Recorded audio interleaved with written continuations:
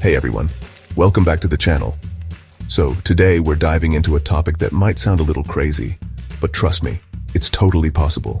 How to turn your bad debt into good debt. Sounds like magic, right? Well, spoiler alert, it's not magic. It's just some smart money moves that can help you regain control of your financial life and actually use debt to your advantage. If you've ever felt like your debt is holding you back, today's the day we're going to flip the script. And don't worry, no need for a degree in finance to understand it. I'm breaking it down in a way that's simple and easy to follow. Let's get started. Okay, before we start transforming debt like a financial superhero, let's get the basics out of the way. First, what's the difference between bad debt and good debt? You might be thinking, aren't all debts bad? Not quite. Bad debt is typically high-interest debt that doesn't really offer any long-term benefits. Think credit card debt, payday loans, and those buy now, pay later schemes that get you hooked on interest payments. It's the kind of debt that keeps you up at night, and you definitely don't want more of it. Good debt, on the other hand, is debt that can help you build wealth or improve your financial future. Examples: a mortgage to buy a home, student loans for education, if they lead to higher earning potential, or even business loans if you're starting a profitable business. These types of debt are typically lower interest and can actually help your financial health in the long run.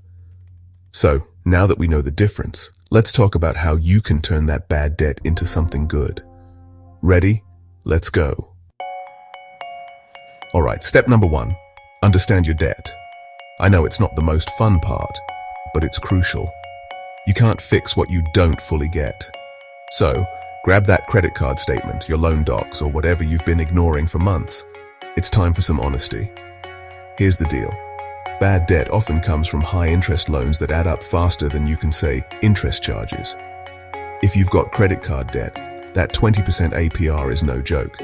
But the good news is, once you understand your debt, how much you owe, the interest rate, and the payment terms, you can start making a plan to tackle it.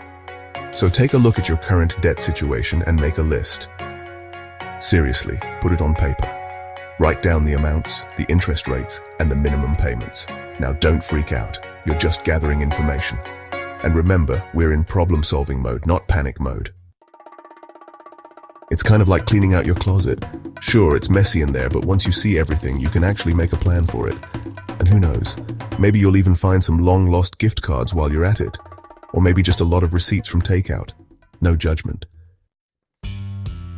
Alright, now that you understand where you're at, it's time to take action.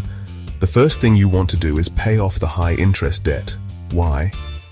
Because high-interest debt grows faster than your ability to keep up with it. That 20% on your credit card. That's a killer. So, what can you do? Here's one strategy. Try the debt avalanche method. What does that mean? Well, basically, you focus on paying off the highest interest debt first while making minimum payments on your other debts. Once that high-interest debt is gone, you move on to the next highest and so on. The avalanche effect is real. You'll start to see your total debt go down quicker, and that's a huge win. Or if you're not into math and prefer simplicity, try the debt snowball method. Pay off the smallest debts first. Yeah, you're not technically saving the most on interest, but it feels really good to cross off those little wins. Like when you finally clean your entire kitchen and then you're like, okay, let's tackle the living room. Small wins equal big motivation. Okay, so now we're getting to some of the juicier stuff. Step 3, refinancing and consolidation. If you're struggling with multiple loans or credit card balances, refinancing or consolidating could save you a lot of money on interest. Let's talk about refinancing first. This is when you replace an old loan with a new one at a lower interest rate.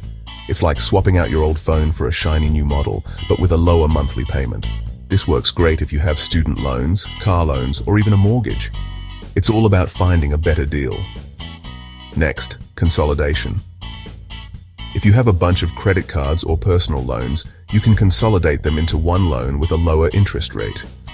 This can simplify your payments and hopefully help you save some cash on interest.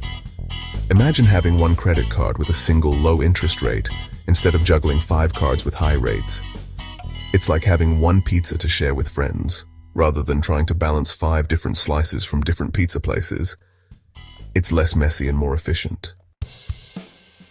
Now we get to the fun part, using good debt to your advantage. This is where you turn the tables and start using debt as a tool for building wealth. First, let's talk about using debt for investment purposes. Let's say you take out a mortgage to buy a home. In theory, over time, your home will appreciate in value. If it does, you could sell it for a profit down the road. Same idea goes for business loans. If you're starting a business that's going to bring in more money, taking out a loan can be a smart move if you manage it well. Just remember, the key to good debt is that it should generate value over time. If the debt you're taking on is paying for something that has the potential to make you money or increase in value, then you're on the right track. But if you're using a loan to buy a new car just because you need a cool ride, that's a different story. We're talking about investments, not impulse purchases here. Finally, step 5, stay disciplined. This is probably the hardest part, but if you've made it this far, you've already got the tools to make it work. Keep track of your progress, stay committed to paying down that bad debt, and remind yourself that good debt can be an asset if used wisely. Set up a monthly check-in with yourself or use budgeting apps to keep track of your payments. Make sure to celebrate small victories. Every step forward is one step closer to a debt-free future.